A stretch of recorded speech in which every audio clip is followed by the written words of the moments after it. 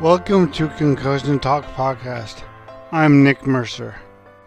This is day 4 of my bike trip across Canada. Day 4, Merritt to Kamloops, 110 kilometers. Biking time, 4 hours and 25 minutes. 394.7 kilometers total. The ride today could have been easier, but it could have been a lot harder too. We got to sleep just after 9 last night, up at 6 a.m., but not on the highway until about 7:30. Once again, the climb took all morning. Probably a bit of payback for yesterday's long downhill into Merritt. That highway is obnoxious. It has a pretty steep incline all the way up until it curls left around the mountain and out of sight.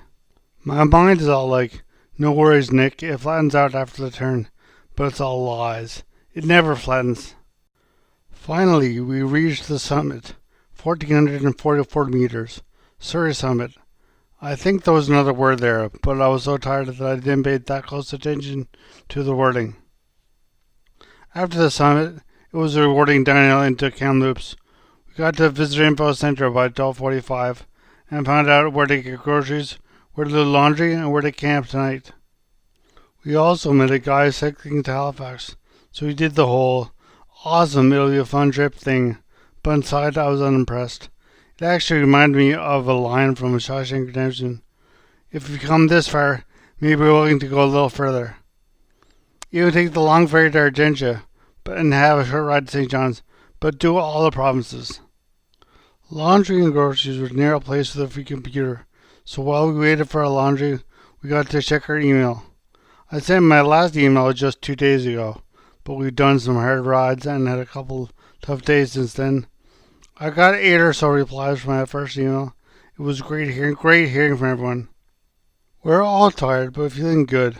Probably because we basically glided the last 40k into Kamloops. And we chose this campsite 18 kilometers east of Kamloops, which will cut down a bit on our trip to Salmon Arm tomorrow. On the way here, Kinger got the first flat of the trip, and since Gogi had the pump, I had to boot it down to him and bring it back to Kinger. On a pesky little hill too. We knew flats would be part of this trip, so we practiced in May. All in all, it took about 20 minutes. I am really hungry, and this stupid campsite doesn't allow open pit fires, so we've got to cook dinner for 3 of us on the Coleman, meaning we're eating in shifts. This is going to take forever. Looking back 10 years later, I think we were the only tent in that campground. It was mostly RVs from BC and the US, huge RVs too.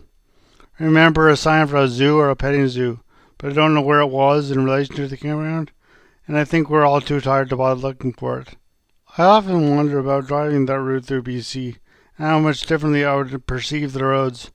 Also, how much differently would I interpret my journal of this part of the bike trip?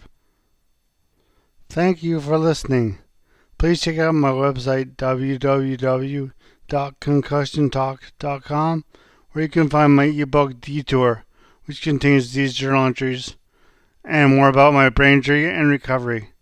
Also, please check out my blog and my other podcasts. As always, music at the beginning of this podcast is by Ben Sound, www.bensound.com.